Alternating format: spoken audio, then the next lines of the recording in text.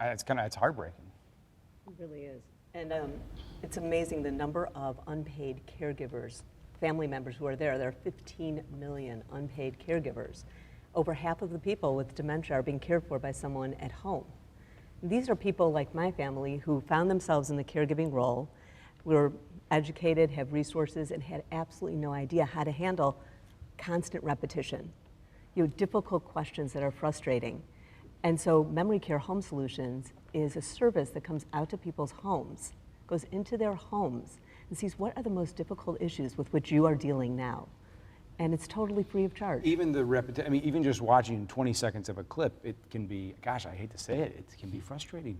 And I'm sure that that's a hard place to be.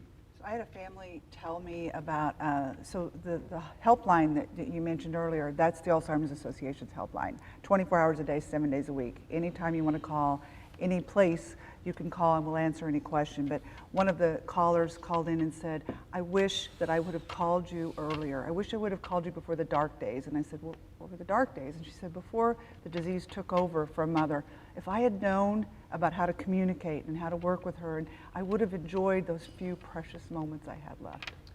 Because it looks like also though a lonely place, that was Rick in the film there, that looks like a lonely place that he can be in or the caregiver can be in. I really think that the services that we're talking about more than anything else, it's that we provide solace to the caregiver who feels, like you said, alone, and that they're the only ones who are dealing with this. And just to provide a network, a lifeline to people is huge. Whether it's on the phone, going into their home, support group, it's all needed. Yeah, I was going to just add, as a physician who diagnoses and treats Alzheimer's patients, works with their families every day, we are very, very fortunate in St. Louis to have the resources that these two individuals represent. One of the strongest chapters of the Alzheimer's Association nationally, with amazing programs that are being replicated everywhere else that originated here. And then Memory Care Home Solutions, I don't think anyone else is doing exactly what you're doing. I think they're great services. The problem is a lot of doctors don't know about these services and they don't refer.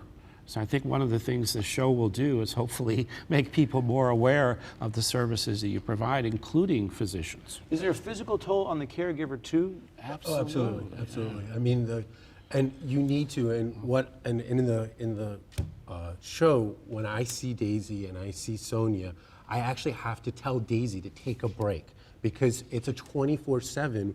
They're constantly taking care of that loved one, and they need some downtime. And I say, you have to find ways where you can take a break, because if you're not strong, you can't be strong for the patient as well, too. And what you're seeing is that they need a team environment. It's both the physicians as well as a support team. So it's not just the individual, him or herself, it's everyone around that can buff up and support this individual.